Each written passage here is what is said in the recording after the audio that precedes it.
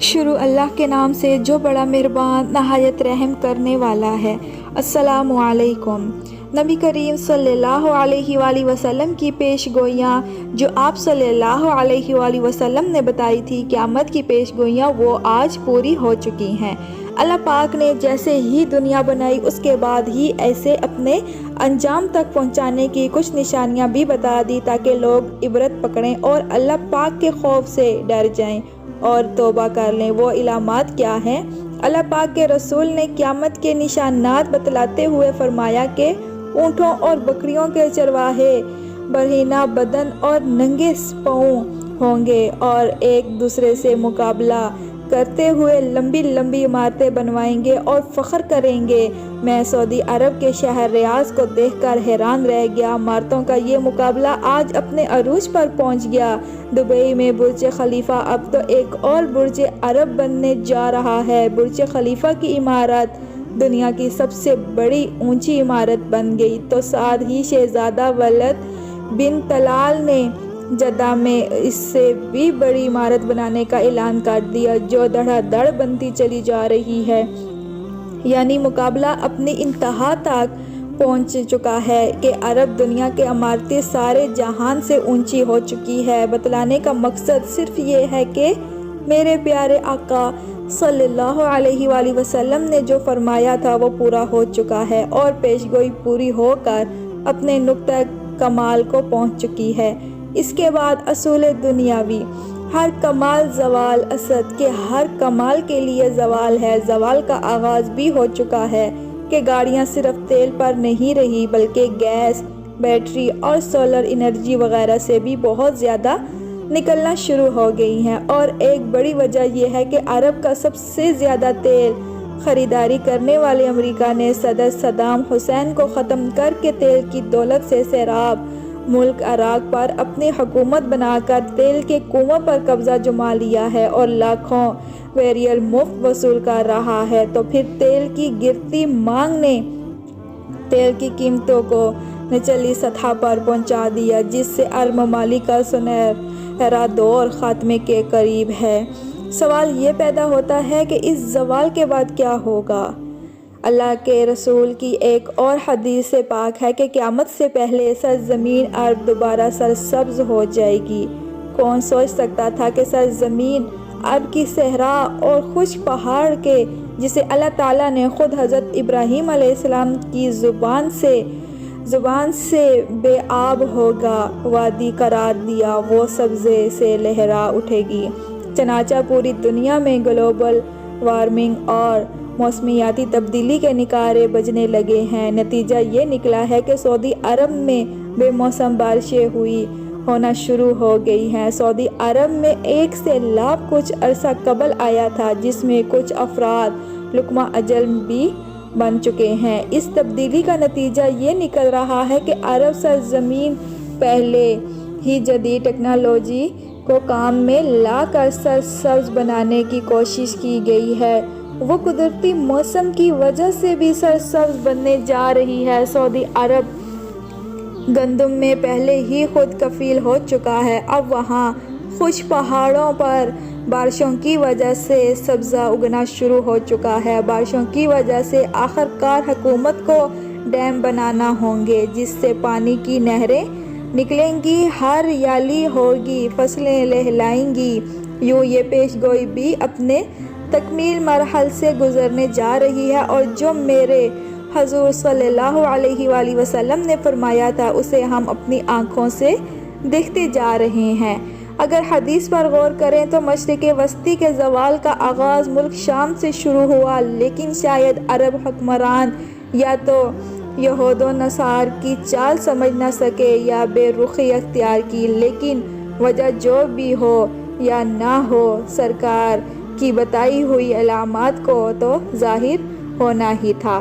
چنانچہ حدیث پاک میں ارشاد ہے، رسول اللہ صلی اللہ علیہ وآلہ وسلم نے فرمایا، جب اہل شام تباہی و بربادی کا شکار ہو جائے تو پھر تم میں سے کوئی خیر باقی نہ رہے گی۔ یاد رکھیے، حدیث مبارکہ کی روح سے شام اور اہل شام سے امت مسلمہ کا مستقبل وابستہ ہے۔ اگر ملک شام ایسے ہی برباد ہوتا رہا تو پوری امت مسلمہ کی بھی خیر نہیں۔ ویسے تو 90% ملک شام برباد ہو چکا ہے اب، جبکہ 5 سالہ خونریزی میں 8 لاکھ بے گناہ بچے، بوڑھے، عورتیں شہید اور لاتعداد دوسرے ملکوں کی سرحدوں پر زندگی کی بھیک مانگے ہوئے شہید ہو رہے ہیں، اور اتنے ہی تعداد میں لوگ زخمی اور معذور ہو چکے ہیں۔ لہٰذا ملک شام مکمل تباہی کے بعد اب نزاع کی حالت میں ہے۔ اس حدیث مبارکہ کے حساب سے عرب ممالک کے سنہرے دور کے خاتمہ کی اہم وجہ ملک شام کے موجودہ حالات ہیں۔ گویا کہ نبی کریم صلی اللہ علیہ وآلہ وسلم کی ایک اور پیش گوئی کی علامت ظاہر ہو رہی ہے یا ہو چکی ہے۔ یاد رکھیں کہ ملک شام کے متعلق اسرائیل، روس، ایران اور امریکہ جو بھی چھوٹے بہانے بنائے، ان سب کا اصل ہدف جزیرہ عرب ہے، کیونکہ کفار کا عقیدہ ہے کہ دجال مسیحا ہے۔ اس وجہ سے یہ لوگ دجال کے انتظامات مکمل کر رہے ہیں، جس کے لیے عرب ممالک میں عدم استحکام پیدا کرنا ہے، کیونکہ ملک شام پر یہود و نصارہ قبضہ کرنا چاہتے ہیں، اور یہ ہو کر رہے گا حضرت امام مہدی علیہ السلام کے ظہور سے قبل۔ چنانچہ کتاب فتن میں ہے کہ آخری زمانے میں جب مسلمان ہر طرف سے مغلوب ہو جائیں گے، مسلسل جنگیں ہوں گی، شام میں بھی عیسائیوں کی حکومت قائم ہو جائے گی، سعودی عرب، مصر، ترکی بھی باقی نہ رہے گا، ہر جگہ کفار کے ملازم بڑھ جائیں گے، امت آپسی خانہ جنگی کا شکار رہے گی۔ عرب خلیجی ممالک، سعودی عرب وغیرہ میں بھی مسلمانوں کی باقاعدہ پرشوکت حکومت نہیں رہے گی۔ خیبر سعودی عرب کا چھوٹا سا شہر مدینہ منورہ سے 170 کلومیٹر فاصلے پر ہے کہ قریب تک یہود و نصارہ پہنچ جائیں گے اور اس جگہ تک ان کی حکومت قائم ہو جائے گی۔ بچے کچے مسلمان مدینہ منورہ پہنچ جائیں گے۔ اس کے بعد حضرت امام مہدی علیہ السلام مدینہ منورہ میں ہوں گے۔ دوسری طرف دریائے تبریہ بھی تیزی سے خشک ہو رہا ہے، جو کہ حضرت امام مہدی علیہ السلام کے ظہور سے قبل خشک ہوگا۔ اس لیے جب مشرق وسطی کے حالات کو، خصوصاً مسلمانوں اور ساری دنیا کے حالات کو دیکھتے ہیں تو صاف نظر آتا ہے کہ دنیا ہونا کیوں کی جانب بڑھ رہی ہے۔ یورپ، فرانس بھی عالمی جنگ کی بات کر چکا ہے۔ سوال یہ پیدا ہوتا ہے کہ عالمی جنگ کا مرکز کون سا خطہ ہوگا؟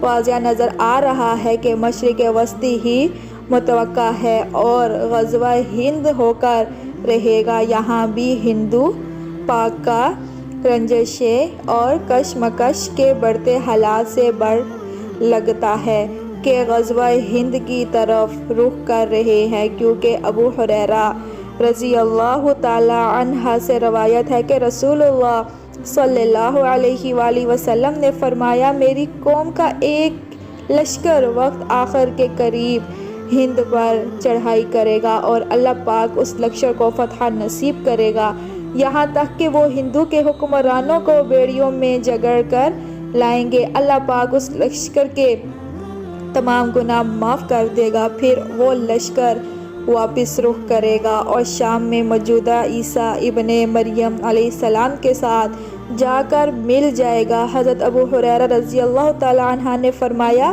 اگر میں اس وقت تک زندہ رہا تو میں اپنا سب کچھ بیچ کر اس لشکر کا حصہ بنوں گا، اور پھر جب اللہ ہمیں فتح نصیب کرے گا تو میں ابو ہریرہ جہنم کی آگ سے آزاد کہلاؤں گا۔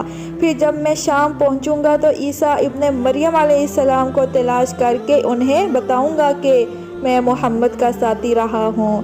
رسول اللہ نے تبسم فرمایا اور کہا، بہت مشکل آنے والے ادوار بڑے پرفتن نظر آتے ہیں، اور اس کے متعلق بھی سرکار نے فرمایا کہ میری امت پر ایک دور ایسا آئے گا جس میں فتنے ایسے تیزی سے آئیں گے جسے تسبیح ٹوٹ جانے سے تسبیح کے دانے زمین کی طرف آتے ہیں، لہٰذا اپنی نسلوں کو اب اس سے تربیت اور ایمان کی فکر فرمائے، موبائل کے بے جا استعمال سے، رات دیر تک جاگنے، فیشن اور یہودی انداز اپنانے سے، نمازوں کو ترک کرنے سے روکیں، ورنہ آزمائش کا مقابلہ دشوار ہوگا۔